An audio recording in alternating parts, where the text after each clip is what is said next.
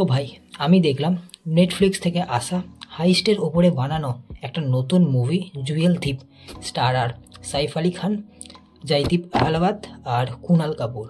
তো কেমন লাগলো মুভিটা বলা যাক। আমি Arko, welcome to the new video. প্রথমেই যদি এর স্টোরি নিয়ে বলি, রেড সেল বা রেড সেইন নামে একটা লাল হিরে আছে যার দাম 500 কোটি টাকা। এবারে এই হিরেটাই চুরি হবে আর চুরি করবে রেহান রয়, প্লেড বাই সাইফ আলী খান। তাকে দিয়ে চুরিটা করাবে রাজান, প্লেড বাই জয়দীপ আহলাওয়াত। আর এই মুভিতে পুলিশের রোলে থাকবে কুনাল কাপুর।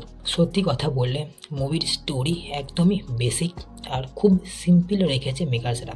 এবারে মেকার্সরা হয়তো ভেবেছি যে আমরা এই জুয়েল থিপের আগে আর কোনোই হাইস্ট বেস্ট মুভি দেখি নাই, তাই মেকার্সরা হাইস্টের নামে এরকম মুভি বানিয়েছে। তাও ফার্স্ট হাফের থেকে তুলনামূলক সেকেন্ড হাফে কিছুটা টুইস্ট ছিল, তাছাড়া গোটা মুভিটা ফাঁকা।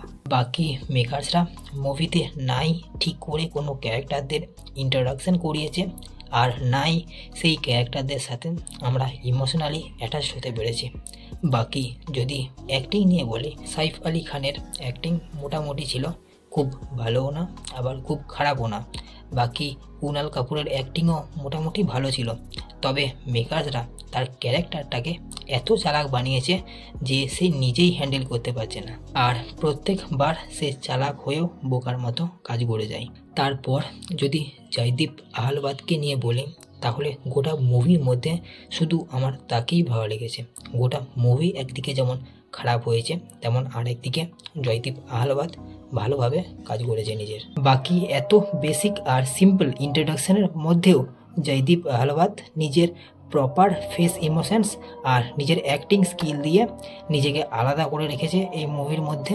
মুভির ডিউরেশন খুবই কম, 2 ঘন্টাও নয়, তবুও এই মুভি এতটা প্রেডিক্টেবল আর এর স্টোরি এতটা বেসিক যে ওই সময়টাও আমাদের কাছে অনেক বেশি লাগে। তো শেষে একটাই কথা বলবো যে যারা কোনো হাইস্ট বেস্ট মুভি দেখেই নাই আজ পর্যন্ত, শুধু তারাই এই মুভিটা দেখতে পারে। বাকি অন্য কেউ দেখলে তাদের কাছে কিন্তু মুভিটা বোরিং লাগবে।